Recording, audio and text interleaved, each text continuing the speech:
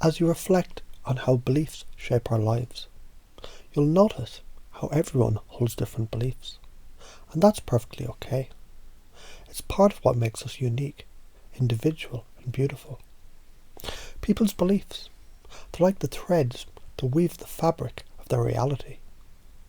And when we begin to recognise that, it becomes easier to accept, respect, and even embrace these differences. Each belief that they hold is meaningful to them, even if on the surface you may not agree. Now imagine a time when people, despite their differing beliefs, found common ground. You can tap into that moment right now, in your own experience. And as you recall this, you might notice how easy it is to connect, to meet people where they are, while still holding on to your own truth. You see, in this moment, your awareness expands. And just as you step into their shoes, matching their gestures, mirroring their words, you also stand your ground, strong and unshaken. Isn't it interesting how the simple act of pacing and leading, it can create space for connection? And when you find yourself in a conversation, when you notice differing perspectives, remember this. You don't need to react emotionally, because to react is to lose the moment. Instead, ask questions, gentle but powerful questions, that allow their beliefs to show their cracks. All you're doing is looking for exceptions to the rules that they've built their reality on. You see, when you ask the right questions, all it takes is one small shift to unravel even the most tightly held beliefs. Can you feel how that power shifts towards you? Now imagine using sleight of mouth to offer a reframing. Imagine the subtle elegance of shifting their perspective just enough to help them to see things in a new way. It's effortless, isn't it? When you add in Ericksonian language patterns, it becomes almost second nature, inviting change, suggesting new beliefs, and allowing them to experience transformation without feeling pushed. Isn't it beautiful how that can happen?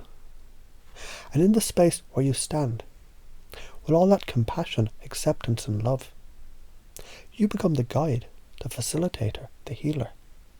Instead of fighting, you ask the questions, pointing out exceptions, weaving in reframes, guiding their journey of transformation.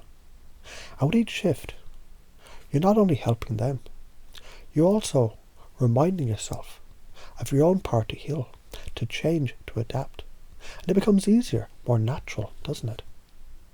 You realise, once you stop seeing differences as a threat, you can transform any situation into something playful, something enjoyable.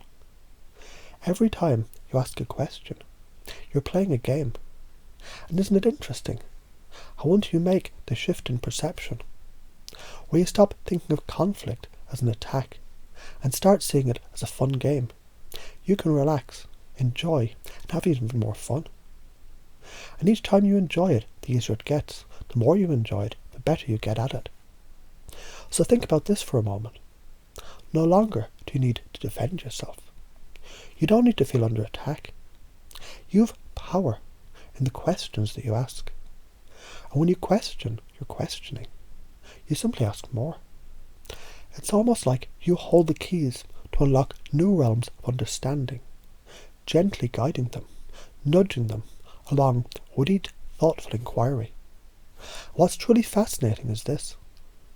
The moment you realise mistakes don't even exist, you begin to see life as a fluid dance of trial, error, adaptation and growth.